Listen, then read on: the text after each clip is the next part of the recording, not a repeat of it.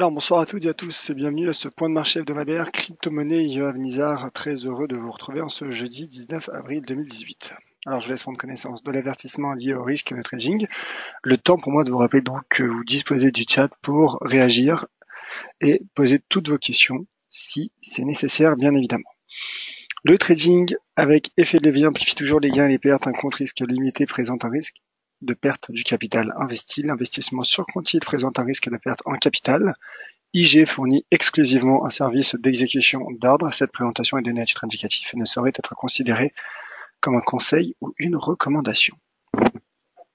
Voilà, n'hésitez pas, je vous prie à me confirmer que le son image fonctionne bien et je vous rappelle aussi qu'en vous inscrivant à ce webinaire, vous avez normalement reçu automatiquement une plateforme de démonstration IG, donc n'hésitez pas à contacter notre service client si vous ne vous souvenez pas de vos identifiants.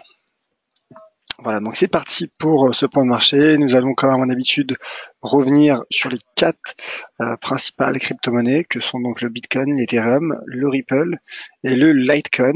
N'hésitez pas à m'interrompre avec ce chat pour une quelconque incompréhension. En cas de quelconque incompréhension. Alors, le Bitcoin, vous l'avez sûrement suivi, qui tente de se stabiliser ensuite à ce rebond.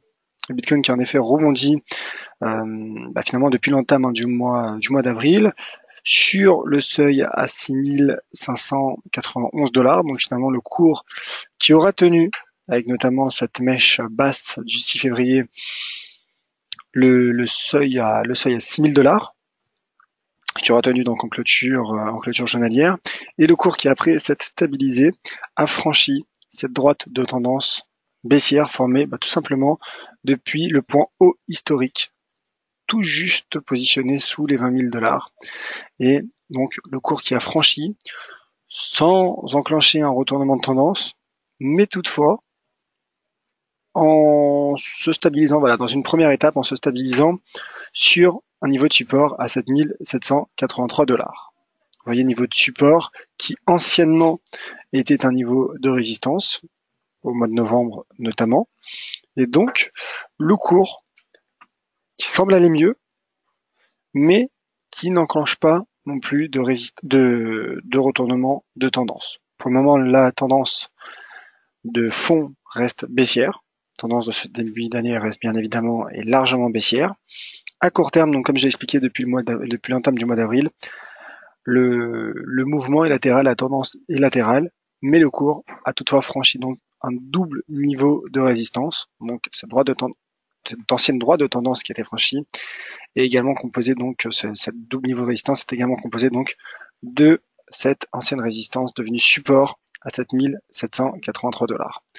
Donc à court terme, ça sert pour rappeler le contexte général du Bitcoin, mais également des crypto-monnaies puisqu'elles sont liées. Et on verra, il y a une corrélation entre l'évolution des principales crypto-monnaies. Alors, à court terme, en données 4 heures, c'est vrai que vous voyez beaucoup de tracés, car il y a également les tracés journaliers. Mais ce qu'il faut retenir surtout, c'est qu'une droite de tendance baissière a également été formée en données 4 heures depuis la séance du 12 mars. Et cette droite de tendance couvre pour le moment le cours du Bitcoin. Le cours du Bitcoin qui donc qui travaille une zone de résistance composée de cette droite de tendance en bleu et de ce magnifique seuil d'inversion de polarité en données 4 heures à 8370 $. Donc c'est ce seuil que je vous propose en pointillé rouge avec mon curseur qui pourrait être le prochain pivot du cours du Bitcoin, qui plus est puisque ce seuil, ce niveau correspond à une oblique baissière.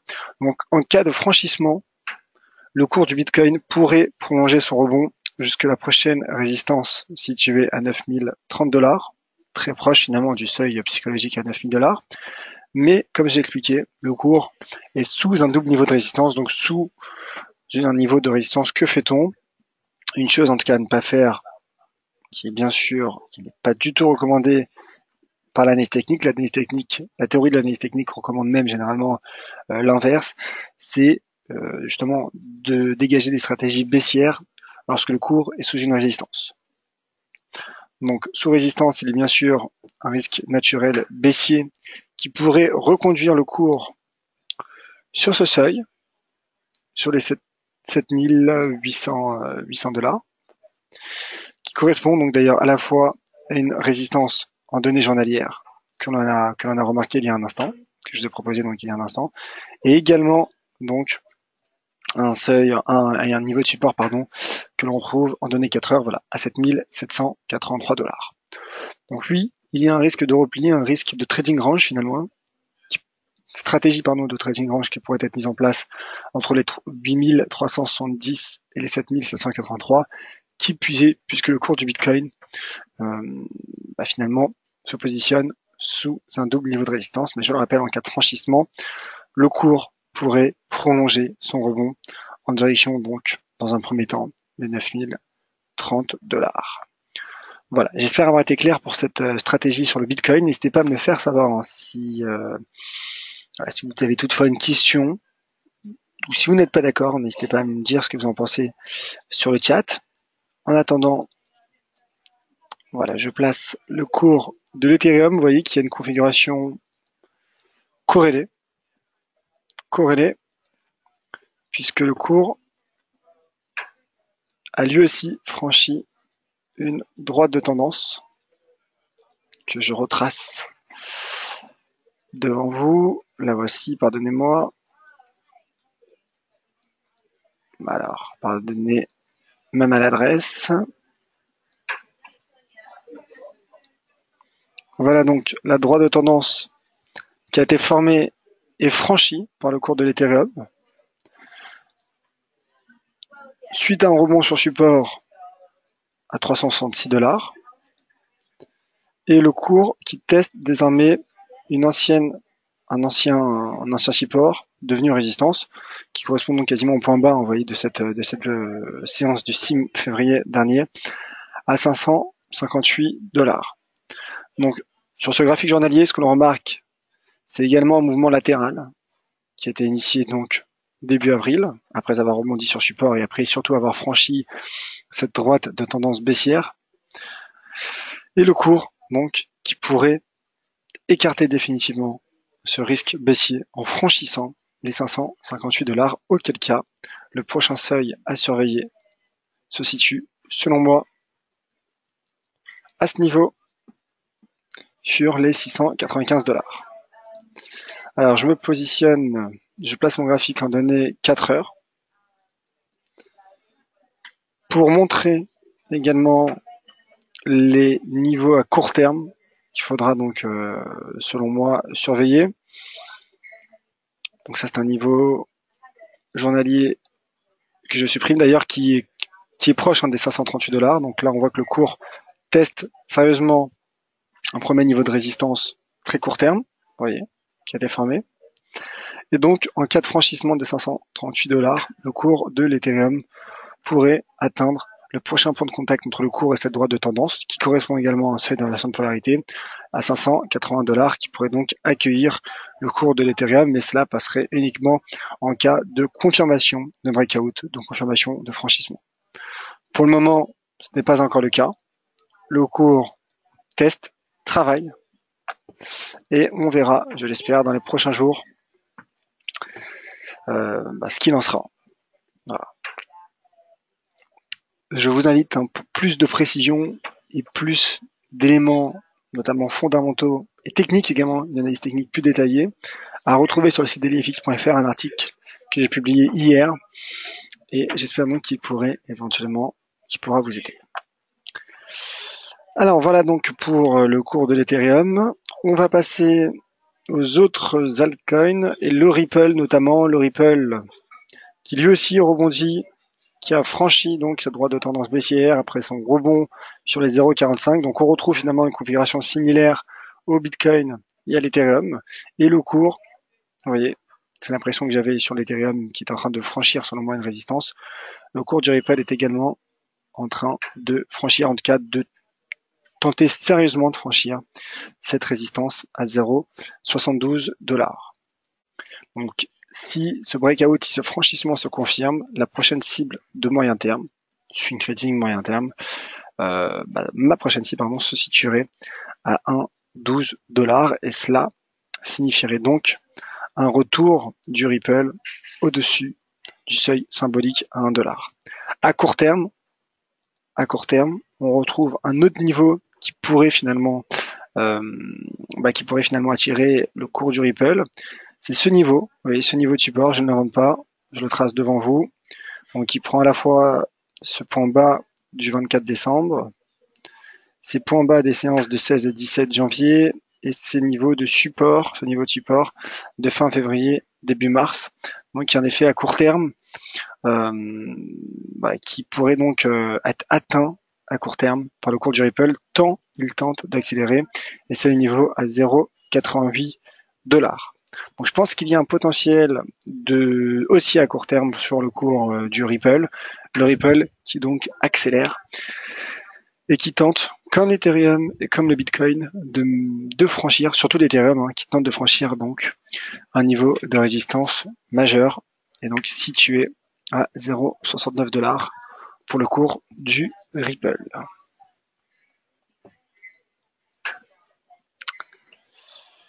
Dernière crypto-monnaie que l'on analysera aujourd'hui,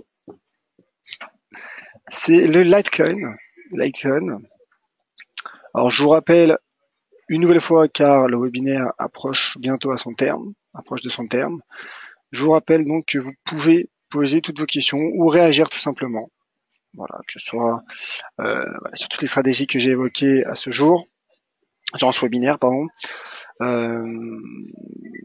N'hésitez pas à réagir, à poser toutes vos questions, car ensuite, cela pourrait être trop tard.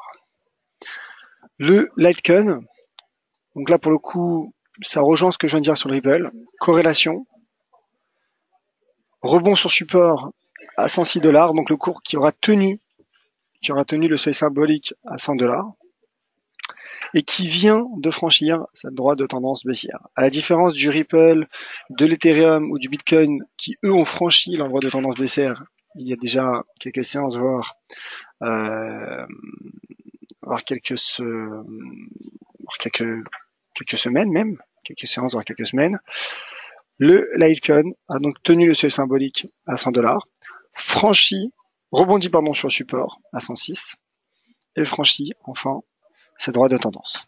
Alors oui, il teste une résistance, un ancien support devenu résistance à 141 $. Mais au vu de la pression que sont en train de mettre les crypto-monnaies sur leur niveau de résistance, je pense qu'un franchissement est probable, mais ça, seule l'analyse technique nous le dira dans les prochains jours, voire les prochaines heures. Donc une clôture journalière au-dessus des 141 $ pourrait clairement favoriser le rebond du Litecoin et le reconduire sous les 175 $. 174 $ très exactement. Donc je pense qu'il y a un potentiel haussier sur les crypto-monnaies qui est tout simplement en attente de signal technique, de validation d'un signal technique qui, donc, vous l'avez compris puisque je répète depuis quasiment l'entame de ce webinaire, qui serait donc validé et enclenché en cas de franchissement, donc de breakout de ce niveau de résistance majeur. À court terme, bien évidemment. En cas d'échec, pour être complet bien sûr, en cas d'échec, le Litecoin pourrait retomber en direction des 100 $, donc des 106, et donc se stabiliser à l'intérieur d'un trading range. Et pour le moment, nous ne sommes pas encore à ce stade. Alors, voilà donc pour ce tour d'horizon des principales crypto-monnaies. Je jette un œil sur le chat et je vois qu'il y a une question d'Eric. Alors Eric qui demande bonjour, à combien est la résistance du Ripple avant 1 $? Est-ce 0,85? Alors pas loin, je vous remets le graphique, voilà, 0,88. En fait, c'est un ancien support. Et il y a un adage en analyse technique qui dit qu'une droite de tendance ne meurt jamais, mais un seuil technique finalement ne meurt jamais. Donc vous voyez, ce support, certes, a été cassé. Ce n'est pas pour autant que ce seuil est devenu insignifiant pour le marché. Ce seuil peut être atteint par le marché, mais cette fois-ci en tant que résistance. Et donc pour vous répondre, c'est 0,88 $. Voilà. Alors, Avec plaisir, mon cher Eric. Je laisse peut-être encore quelques secondes, une petite minute peut-être pour les éventuelles questions ou réactions. Le temps pour moi de vous rappeler, donc vous pouvez me retrouver chaque mardi, jeudi et vendredi pour pour mon plan de marché régulier, tu vois, sur le forex, les bourses, les indices, les matières premières. Voilà, pour connaître toutes mes stratégies. Donc mardi, jeudi à 14h30 et le vendredi à 10h30. Donc je vous attends nombreux demain à 10h30.